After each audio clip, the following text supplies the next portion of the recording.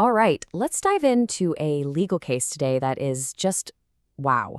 It's a story where the evidence is overwhelming, the sentence is about as high as it gets, and yet the whole thing comes down to a few words on a single piece of paper.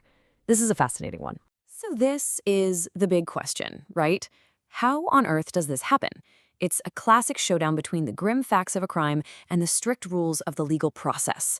And the answer? Well, it tells you a whole lot about how our justice system is supposed to work. Okay, so the case is State versus Malcolm J. Chester, and the facts that came out in court were just awful. Chester was found guilty of a really terrible crime against his own 12-year-old daughter. So based on those facts, the trial court came down hard. We're talking 99 years at hard labor. I mean, that's basically a life sentence. The court was sending a message: this is as bad as it gets, and this deserves the maximum possible punishment. And that's where the whole story just takes a wild turn. The Louisiana Supreme Court gets involved. But they weren't looking at the evidence again, or the testimony. Nope.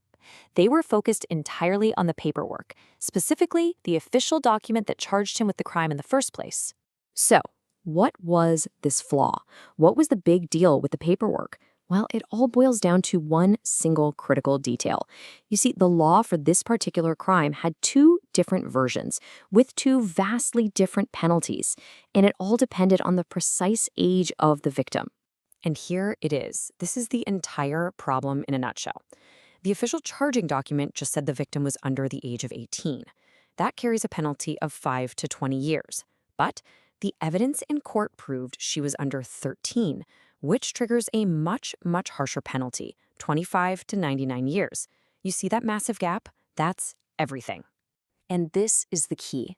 In the eyes of the law, you can only be sentenced for the crime you are formally accused of on paper. So even though everyone in that courtroom knew the victim's true age, the official charge was for the lesser version of the crime, all because the prosecution never put the words under 13 in the document. This one issue created a total legal firestorm, and the case started bouncing its way up the judicial ladder. And what's really incredible here is that 3 different courts looked at the exact same problem and came up with 3 completely different solutions. First, the trial court basically said, it's a technicality, we all know what happened, and they imposed the 99-year sentence. Then the Court of Appeal looked at it and said, whoa, no way, that charge was fundamentally broken. You have to throw the whole conviction out and start over with a new trial. But then the Supreme Court came in with the final word.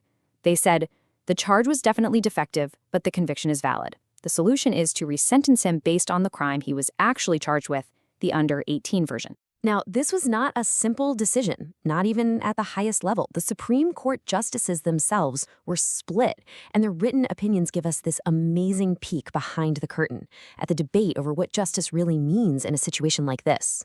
The majority of the court, they focused on this major legal precedent called Apprendi, and we'll break down what that is in just a minute.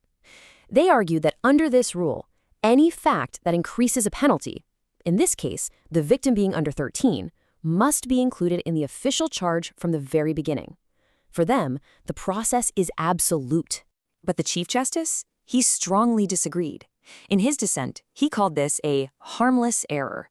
He argued that, come on, the defendant obviously knew his daughter's age and he was well aware of the potential for a long sentence. From this point of view, the hard facts should outweigh the procedural mistake. And this is brilliant because it illustrates another key point from a justice who agreed with the majority's result, but for a different reason. Justice McCollum was worried about the separation of powers. He argued that if a judge can basically upgrade a charge on their own, what stops them from downgrading one? That's the prosecutor's job, not the judge's. So here's the breakdown. You have the majority, focused on procedural perfection. You've got the dissent, focused on the practical reality of what happened. And you've got the concurrence, focused on protecting the distinct roles of judges and prosecutors.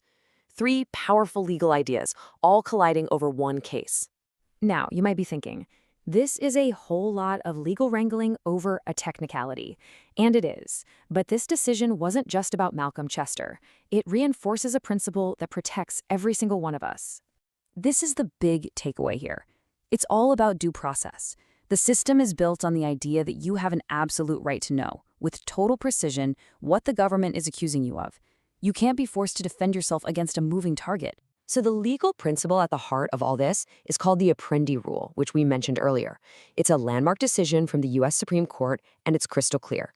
If a fact is going to send you to prison for a longer time, it's not a minor detail. It's an essential element of the crime that has to be formally charged and proven to a jury. Let's put it another way. Imagine you were formally charged with shoplifting a candy bar, but at trial, evidence shows you actually robbed the entire store. The Apprendi rule says the court can't suddenly sentence you for armed robbery. They can only sentence you for the candy bar because that's what was on the official charging document. It keeps the process fair from start to finish. And that leaves us with the ultimate question this case forces us to confront, doesn't it? What is justice? Is it about making sure that someone who did a terrible thing gets the punishment the facts seem to demand? Or is it about making sure that the rules, the same rules that protect all of us, are followed every single time, even when the outcome feels unsatisfying? It's a tough one, something to think about. Thanks for tuning in.